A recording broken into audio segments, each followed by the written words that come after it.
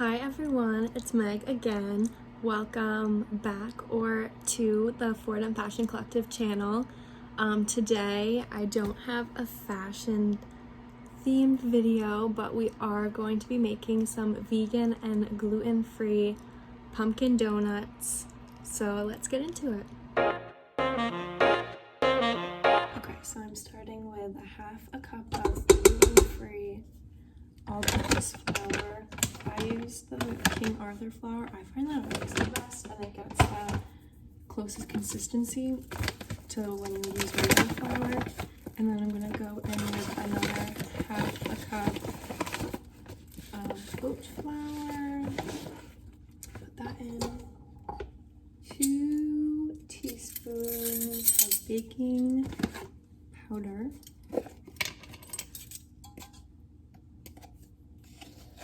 1, 2, and then 1 teaspoon of baking soda. So 1 teaspoon of that and salt.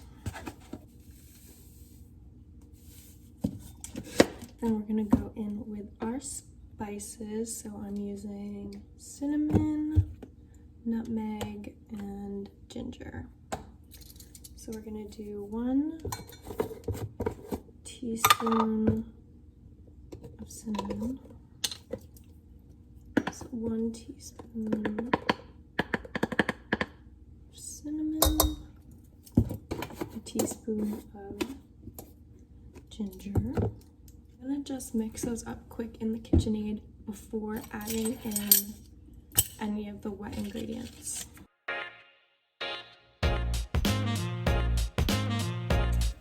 And I opened up the pumpkin puree and we're gonna do about a cup of that. So I'm just gonna measure that out and then make sure that it's pumpkin puree and not pumpkin pie filling because that is wrong. And then we're gonna do 3/4 cup of any dairy-free milk that you want. I'm using oat milk right now in the oven, just finished preheating to 375. I'm using oat milk. Whole thing with Oatly, this is just leftover, so don't just throw it out. Use it if you have leftover whatever. So that's going in there. And then we need a half cup of maple syrup.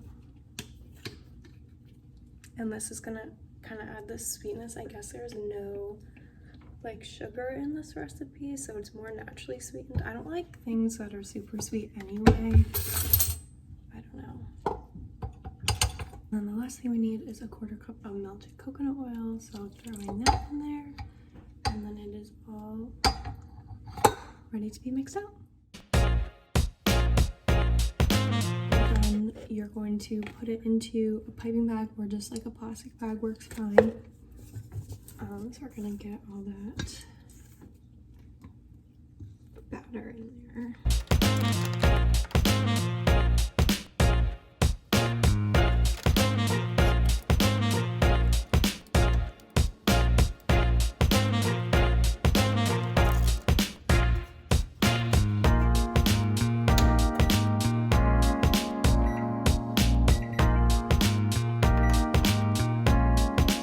Donuts are in the oven, we are going to start on the maple glaze that we're going to dip them in after. So it's just 1 cup of confectionery sugar. In the recipe it says you can use any other like sweetener if you want like a substitute for it. I just have confectionery sugar, so that's what I'm going to use. And then we're going to do 2 tablespoons of maple syrup, 1, 2, 1/4 teaspoon of cinnamon, so I have it right here.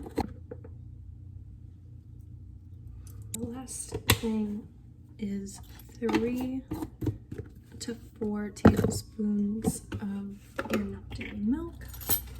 And then as you're kind of like mixing that together, you can always add more. So I'm gonna start with 3 and then see how it goes as I'm mixing it. So I'm just mixing it with a fork. You could do it with a whisk if you have one. You could even do it in your KitchenAid or use like handheld mixer if you want. Totally forgot the word, but I think the fork works fine. So I think that the 3 tablespoons for me of the milk was fine. It kind of has like, I don't know if you can see, it's like kind of drippy and runny, but not too much. So I'm just gonna try and get out all the rest of those lumps, and then I'll check on the donuts.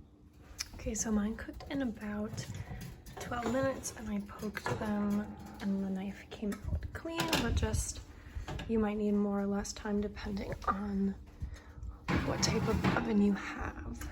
So I'm just gonna let these cool on the rack in the pan for just a few minutes before I take them out and work on the second batch. So here we have our finished donuts. I ended up actually making a chocolate glaze too, so I think I'm gonna do half of them in the maple glaze and the other half in chocolate, and then I have some fun sprinkles to put on.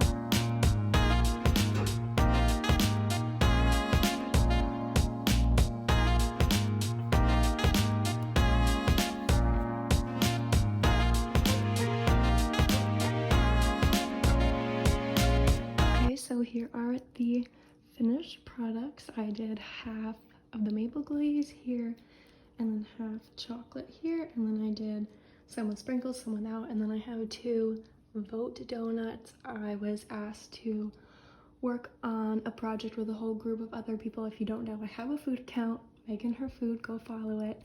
And I was asked to be a part of this project to raise awareness about getting more people to vote and voter suppression, all of that. So here we have it.